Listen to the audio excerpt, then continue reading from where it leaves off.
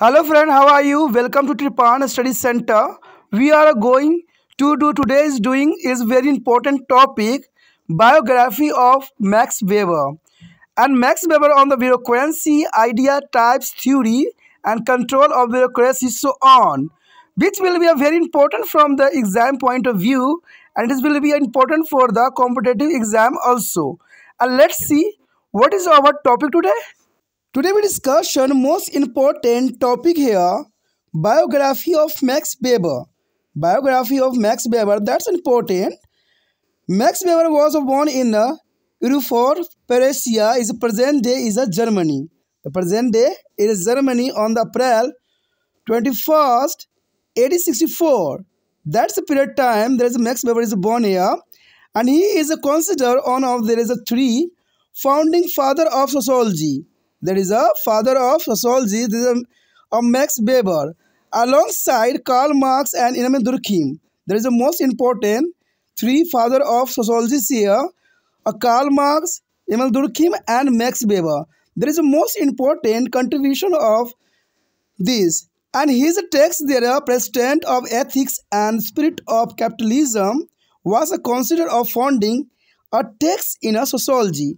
That's important. He is considered on there is a three founding father of sociology. The three main persons that's important.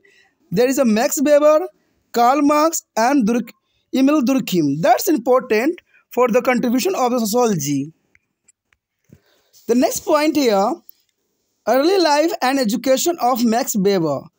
Max Weber as a father was greatly involved in a public life, and so his home was constantly immersed in the both politics and academias. That's important. And Weber and his brother traveled in this is intellectually is atmosphere. In 1882, he is enrolled at the University of Heidelberg, but after 2 years left to fulfill his year of military service at Strasbourg. That's important. After his release from the military, Weber finished his study at the University of Berlin and earned his doctorate in 1889 and joined the University of Berlin as a factories is lecturing and constantly for the government. That's important is here that earned his doctorate in 1889 and joined the University of Berlin is a factuality lecturing and consulting for the government. That's important. Max Weber has a career and little life. That's important. In 1894, Weber was appointed as a professor of economics at the University of Freiburg, and there was granted there is some position at the University of Heidelberg in 1896. His research at the time of focused mainly on economics and legal history. That's a career that's important. There is appointed a professor of economics at the University of Freiburg. That's important. After the Weber's father died in 1897, 2 months after a served quarrel that was never resolved, Weber became prone there is a depression and nervousness and the insomnia, and making it is difficult for his fulfill his duties as a professor. That's important. Here's the point here. Turning point of the life of the Max Weber here.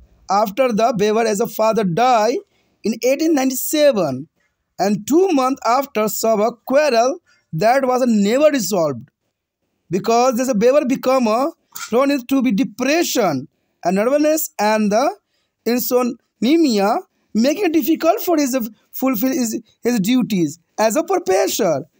He was thus the forced to reduce his teaching and eventually left in the fall of 1899. For a 5 year he was intermittent initialized as a suffering sudden or passes after the effort to break such a cycle by the traveling. He finally resigned his the professorship in a late 1903. That's important period time is the finish or resign his the professorship in the later 1903. That's important. And also in 1903, Beveridge became the associate editor of the Chief for the Social Science and Social Welfare. That is important. Her career, Beveridge became a associate editor of the Archives for the Social Science and Social Welfare. Where is the interest is lies on the more fundamental issue of social science. And some paper began to the publish some of his paper in the journals. Is most notable is the Easy and the Protections of Ethic and the Spirit of Capitalism, which became his most famous work and was later published as a book. That's important per time.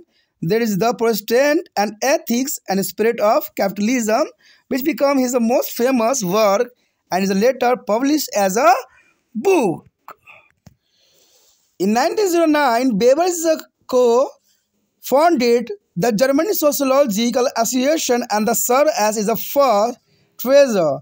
He resigned in 1912, however, is unsuccessful try to be organized a left wing of political party to the combine the Social Democrat and the Liberal. That's important here. In 1909, Beveridge co-founded the German Sociological Association and served as the first treasurer. He resigned in 1912 and however unsuccessful tried to organize a left wing of political party to be combined the Social Democrat and the Liberal. That's important. At the outbreak of World War I, Beveridge is age 50. There is a breakout of the World War I. Beveridge is age of 50. The doing is 1914 to 1918. There is age here 50. There is a 1914. And volunteer was served as the appointment as a reserve officer and put the charge of organize the army of hospital. His works as a role of fulfill until the end of 1915. It means to the 1914 there is a Beveridge is the most important is a play of role in the World War I. There is organized the army hospital and his works the role of fulfill until the end of 1915. That's important. Weber has the most powerful impact on his contemporaries come in the last years of life, when from 1916 to 1918, he is agreed to the powerful against Germans as an annexationist war and goal and the favor of the strictness is a parliament. That's important impact of their of contemporaries come in the last year of life when the 1916 to the 1918. After the assisting in the drafting of the new constitution and the founding of German Democratic Party, Weber became frustrated with the politics and resumed a teaching at the University of Vienna. He is tough to be University of Munich and the Weber died on the June 14, 1920. That's important here. Weber died on the June 14, 1920. यदि हम यहाँ पर max weber के जीवन के बारे में बात करें तो ये काफ़ी महत्वपूर्ण रहेगा हर एक कक्षा के बच्चों के लिए एमए बीए हर जगह जो है मैक्स वेबर के बारे में सोशोलॉजी के अंतर्गत जो है पूछा जाता है। देखा जाए यहाँ पर तो मैक्स वेबर का जन्म जो हुआ था 21 अप्रैल 1864 को एरफर्ट प्रेशिया में हुआ था, जो कि आज वर्तमान जर्मनी के नाम से जाना जाता है। यानी जर्मनी वो देश है जहाँ पर मैक्स वेबर जैसे बहुत बड़े थिंकनर्स का जो है जन्म हुआ था। उन्होंने कार्ल मार्क्स और एरविन दुर्खिम के साथ समाजशास्त्र के 3 स्थापक में से एक माने जाते हैं। यानी देखा जाए तो हम अगर एरविन दुर्खिम को अगर मानते हैं सोशोलॉजी का महत्वपूर्ण समर्थक और कार्ल मार्क्स को, तो मैक्स वेबर को भी छोड़ना कई हद तक गलत होगा, क्योंकि इन तीनों की महान सूझबूझ के कारण ही सोशोलॉजी जो है अपनी चरम सीमा पर पहुंची। यानी समाजशास्त्र को इन्होंने काफ़ी महत्वपूर्ण स्थान प्रदान किया। उनका पाठ the prostate ethics and the prostate of capitalism समाजशास्त्र में एक स्थापक पाठ माना जाता है, जो कि काफ़ी महत्वपूर्ण है। देखा जाए तो इन तीनों का जो कंट्रीब्यूशन थी समाजशास्त्र में, वो काफ़ी सराहनीय थी, काफ़ी महत्वपूर्ण थे, जिसके कारण सोशियोलॉजी जो है हर क्षेत्र में अपना महत्वपूर्ण स्थान रखता है। यदि हम आगे बात करें तो मैक्स वेबर के आरंभिक जीवन और शिक्षाओं पर प्रकाश डालें तो ये काफ़ी महत्वपूर्ण रहेगा। देखा जाए तो वेबर को पिता सार्वजनिक जीवन में बहुत शामिल थे, यानी देखा जाए तो ये काफ़ी महत्वपूर्ण बात है कि वेबर के पिता जो थे उनके सार्वजनिक जीवन में उनका प्रभाव सबसे अधिक वेबर पर पड़ा, और इससे उनका घर लगातार राजनीतिक और शिक्षा दोनों में डूबा हुआ था, क्योंकि इनके पिता जो थे राजनीतिक के इर्द गिर्द इनकी पूरी गतिविधियां होती थी, जिनके कारण इसका प्रभाव मैक्स वेबर पर जो है पड़ती थी। इसी के कारण देखा जाए तो सार्वजनिक जीवन जो थी इनके जीवन में राजनीतिक और शिक्षा दोनों में ही काफ़ी रुचि बन गई थी। वेबर और उनके भाई इस वैदिक माहौल में काफ़ी फले फूले और 1882 में उन्होंने जो है हिडबर्ग विश्वविद्यालय में दाखिला लिया, लेकिन 2 साल बाद स्टर्बर्ग में अपनी सैन्य सेवा के वर्ष को पूरा करने के लिए छोड़ दिया। सेना से अपनी रिहाई के बाद, रिटायरमेंट के बाद वेबर ने बर्लिन विश्वविद्यालय में अपनी पढ़ाई पूरी की, यानी वो समय काल था जहाँ पर उन्होंने सेना को जो है अलविदा कह के उन्होंने अपनी आगे का एजुकेशन जो है बर्लिन विश्वविद्यालय में अपनी पढ़ाई पूरी करना किया, और 1889 में डॉक्टरेट की उपाधि प्राप्त किए और बर्लिन विश्वविद्यालय के संकाय में शामिल हो गए। सरकार के लिए व्याख्यान और परामर्श भी देने का कार्य इनका हो गया, यानी देखा जाए जब उन्होंने डॉक्टरेट की जो है उपाधि धारण किया, उसके बाद वो बर्लिन विश्वविद्यालय के संकाय में शामिल हो गए और सरकार के लिए वो जो थे व्याख्यान और परामर्शदाता के रूप में विख्यात हुए। तो ये इनकी जो है शुरुआती जो है जीवन का एक झलक है। चलिए देखते हैं आगे क्या है। आगे की बात हम करें तो कहते हैं मैक्स वेबर की अगर करियर की बात करें तो बहुत ही उतार चढ़ाव से जो है इनका करियर का जो है शुरुआत हुआ। देखा जाए तो 1894 में वेबर के हिडबर्ग विश्वविद्यालय में अर्थशास्त्र का प्रोफेसर नियुक्त किया गया, और फिर इनको जो है 1896 में हिडबर्ग विश्वविद्यालय में वही पद दिया गया। उस समय उनका शोध मुख्य रूप से अर्थशास्त्र और कानून इतिहास पर केंद्रित था, यानी देखा जाए तो उनका सबसे बड़ी महत्वपूर्ण बात थी कि उस समय वो अर्थशास्त्र से जुड़े हुए थे और अर्थशास्त्र के प्रोफेसर भी थे। उन्हें समाजशास्त्र का कहीं भी कोई भी ज्ञान उस समय नहीं था। उनका सारा के सारा जो शोध थी वो अर्थशास्त्र और कानूनी इतिहास पर केंद्रित था। उनको सोशियोलॉजी से काफ़ी दूर उन्होंने अपने आप को रखा हुआ था। देखा जाए तो 1897 में वेबर के पिता की मृत्यु के 2 महीने बाद एक गंभीर झगड़ा हुआ जो कभी हल नहीं हुआ, यानी वो समय काल था जहां पर मैक्स वेबर को बहुत ही कठिनाइयों का सामना करना पड़ा। वेबर अवसाद और घबराहट और अनिद्रा से ग्रस्त हो गए, यानी ये समय उनके जीवन का सबसे दुखमय पल था, जिसके लिए वो प्रोफेसर के रूप में अपने कर्तव्य को पूरा करना काफ़ी मुश्किल हो गया था, और इस प्रकार उन्होंने अपने शिक्षण को कम करने के लिए मजबूत होना पड़ा, और अंततः 1899 के अंत में इन्होंने इस कार्य को छोड़ दिया। 5 साल तक उन्होंने रुक कर जो है स्थापित रूप दिया गया, यानी देखा जाए तो 5 साल तक उन्होंने जो है अपने जीवन को रुक के जो है आगे बढ़ाए। यात्रा करके ऐसे चक्रों को तोड़ने का प्रयास के बाद अचानक पुनरावृत्ति का सामना करना पड़ा, यानी उन्होंने बहुत क्षेत्रों को यात्रा किया, जाना समझा, और उसके बाद जो है पूर्व उन्होंने जो है अपना कार्य आरंभ कर दिया। आखिरकार उन्होंने जो है 1903 के अंत में अपनी प्रोफेसर पद से इस्तीफा दे दिया, क्योंकि ये समय काफ़ी महत्वपूर्ण थी, क्योंकि उन्होंने आगे कुछ और ही करना था। इसलिए उन्होंने 1903 में जो है अपनी प्रोफेसर पद से इस्तीफा दे दिया। इसके अलावा देखा जाए तो 1903 में एक और घटना घटी जो कि थी weber वाइकल्स for social science and social welfare के एसोसिएट एडिटर बने, यानी वो समय काफ़ी महत्वपूर्ण थी जहाँ से उनका जो है सोशियोलॉजी के प्रति एक रुचि बनी, क्योंकि उनका जो नियुक्ति की गई थी वेबर को वाइकल्स for social science and social welfare के सोसाइटी एडिटर बन गए, जहां उनकी रुचि सामाजिक विज्ञान को अधिक बुनियादी मुद्दे में थी। जल्द ही वेबर ने इस पत्रिका में अपने कुछ पेपर प्रकाशित करना शुरू कर दिया। यानी यहीं से जो है इनका शुरुआती जो है दौड़ शुरू हुई समाजशास्त्र के लिए। विशेष रूप से उनका निबंध the Protestant ethic and spirit of capitalism जो उनका सबसे प्रसिद्ध काम बन गया और बाद में एक पुस्तक के रूप में भी प्रकाशित हुआ। यानी देखा जाए जो उन्होंने प्रकाशित अपने पत्रिका में की, आगे चल के जो है ये बुक का रूप धारण किया, जिसने समाज के बारे में बहुत ही महत्वपूर्ण मुद्दे को सम्मिलित किया गया था। 1909 में वेबर ने जर्मन सोशोलॉजिकल एसोसिएशन की स्थापना की और इसके बाद जो है कोषाध्यक्ष के रूप में कार्य किया। यानी देखा जाए तो 1909 काफ़ी महत्वपूर्ण समय थी जहां पर उनको जो है कोषाध्यक्ष के रूप में कार्यभार संभालना पड़ा।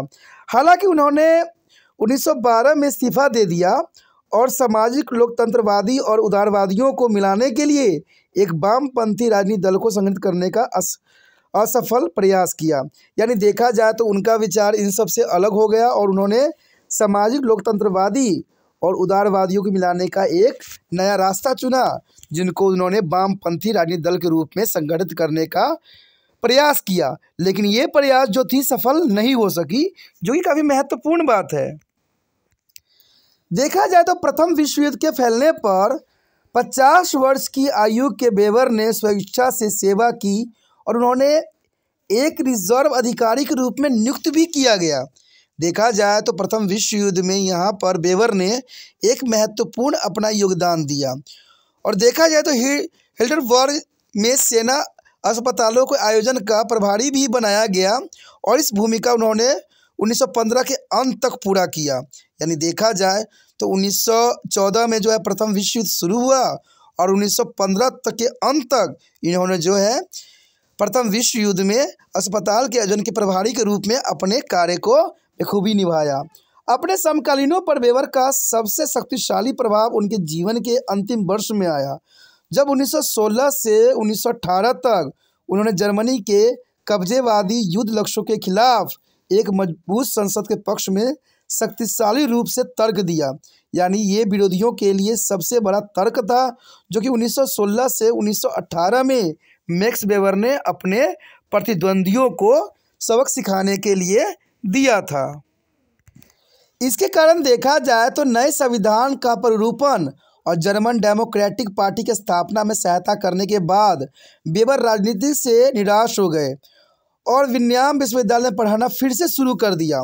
इसके बाद उन्होंने म्यूनिख विश्वविद्यालय में पढ़ा। यानी देखा जाए तो यहाँ मैक्स वेबर का ही बहुत प्रयत्नों का ही सफलता, जिसके कारण जो है नए संविधान का प्रारूपण तैयार हो सका।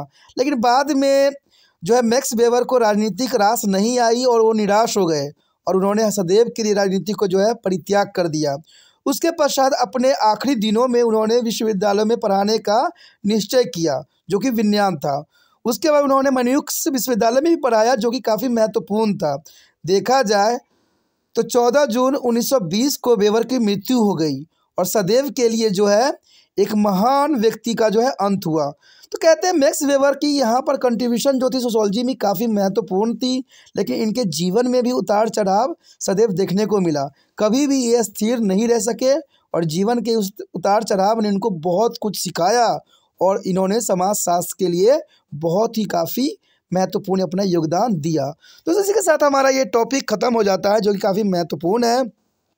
आगे का टॉपिक जो रहेगा हमारा नौकरशाही यानी ब्यूरोक्रेसी के ऊपर रहेगा, जो कि काफ़ी महत्वपूर्ण है।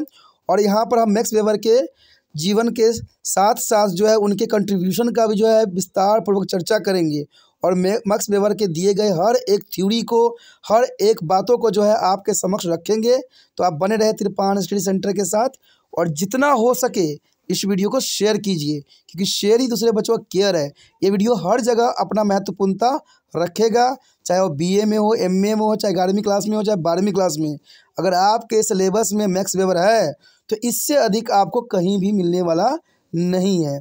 पहली बार मेरे चैनल पे आए हो, पहली बार वीडियो देख रहे हो, समझ में आ रहा है, अच्छा लग रहा है, चाहते हो कि और वीडियो आपको इसी प्रकार प्राप्त होता रहे, तो जर्नल सी बात है दोस्तों, चैनल को सब्सक्राइब करके अपने मोबाइल में सेव कीजिए। सेव कीजिएगा तभी जो है अगला वीडियो का नोटिफिकेशन मिलेगा।